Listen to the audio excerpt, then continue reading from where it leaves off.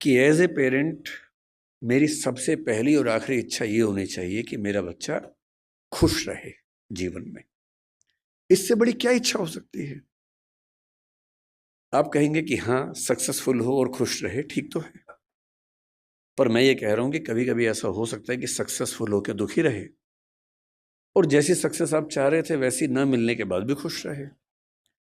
और अगर मुझे दोनों में से एक को चुनना हो कि सक्सेसफुल और दुखी या कम सक्सेसफुल लेकिन खुश, तो एज ए पेरेंट मेरा पहला भाव क्या होना चाहिए?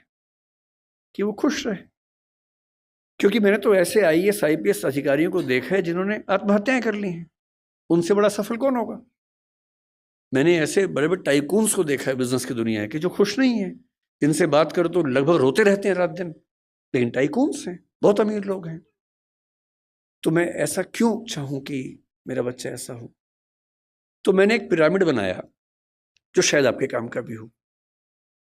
मैं एकदम क्लियर हूं, मैं अपने बच्चे से हमेशा ये बात करता हूं कि भैया मुझे सबसे पहले ये चाहिए कि तुम खुश रहो, बाकी सब सेकेंडरी है। उसके साथ हो जाए तो अच्छा है, नहीं तो मुझे तुम्हारी खुशी से मतलब है, बाकी सब बातें बात की। खुशी कैसे आएगी? खुशी इस बात से आएगी कि मैं उसके ऊपर अपनी इच्छाएं थोपूं नहीं, समझाऊं, परसुएट करूं। अगर मुझे लगता है कि वो गलत रास्ते में, तो मैं समझाऊं कि बेटा ये रास्ता गलत है, रीजन बताऊं, डिस्क्राइब करूं, उसे सही रास्ते पर लाऊं, समझ जाएगा। क्यों नहीं समझेगा बच्चा? पर मैं अपनी जिद में उसके ऊपर उसका करियर इंपोज करूं, नहीं तुम्हें यही करना होगा, तुम्हें इससे ही शादी करनी होगी, तुम्हें ऐसे ही जीवन जीना होगा। तो मैं ऐसे कई लोगों को जानता हूं जो बहुत सफल हैं और अपने माता पिता से, स्पेशली अपने पिता से नफरत करते हैं। नफरत बहुत भारी शब्द है, लेकिन वो नफरत ही करते हैं।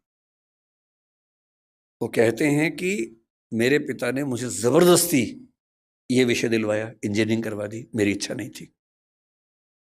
मेरे पापा ने मुझे जबरदस्ती आईएएस का एग्जाम दिलवाया, मेरी इच्छा एकदम नहीं थी, मेरी इच्छा सिंगर बनने की थी। क्योंकि मैं पढ़ने में ठीक था, मैं बन भी गया सिविल सर्वेंट। मैं सिविल सर्वेंट हूं, मैं नौकरी कर रहा हूं ठीक से, पर मुझे मजा नहीं आता है। मैं रोज दुखी होता हूं।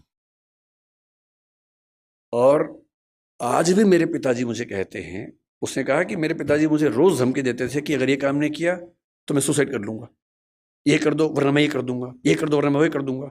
और हमारा पूरा परिवार उनके खौफ में जिंदगी जीता रहा। हम सब